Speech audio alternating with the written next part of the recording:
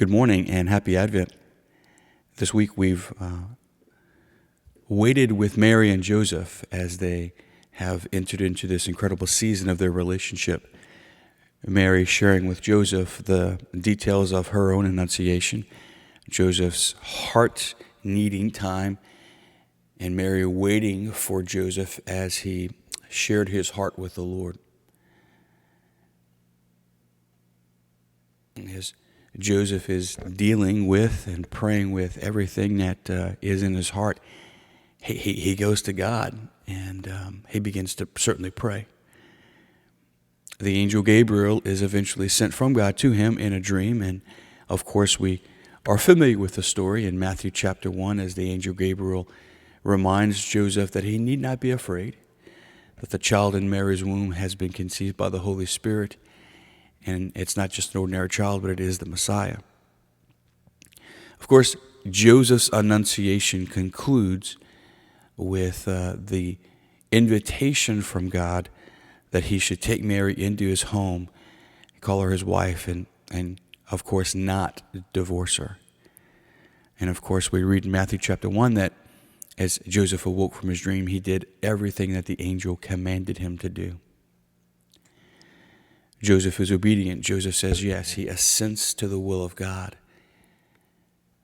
However, it's important, I think, for us to embrace the humanity of the story, that just because Joseph said yes to what God wanted him to do certainly doesn't mean that he understood all the details therein.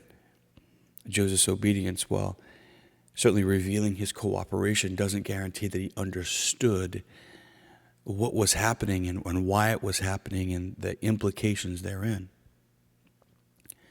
The Bible tells us that Joseph surrendered to the command of God, but there's no mention of Joseph's understanding why God chose him, why God chose Mary, like what was really going on there. So certainly the conversation between Joseph and God didn't end with a dream, but maybe it's there that it really began, as Joseph began to really take his heart to the Father and ask God to help him understand. That's good news for us because of where we find ourselves in the Advent story. Yesterday we looked at the importance of waiting, and not just waiting, but waiting with God.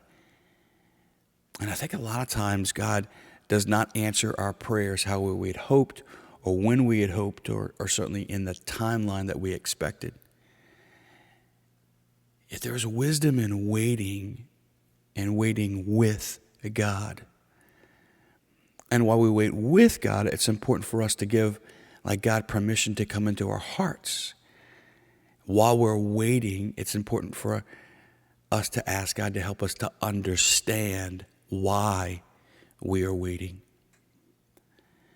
Joseph didn't understand, and he waited with God. And when you don't understand while you're waiting, ask God to show you. Ask God to help you understand. Ask him to help you understand what he wants to do in your life while you wait. Ask him to understand what he wants to do in somebody else's life while you wait. Ask him to understand perhaps the bigger picture that you don't see while you wait. And as you wait with God, it's really important for you to be honest so that God understands how you feel. You know, a lot of us, when we are waiting for something to happen in our life, we feel the temptation to just check out or give up. And it's important to resist that temptation. Give God everything. Tell him how you feel.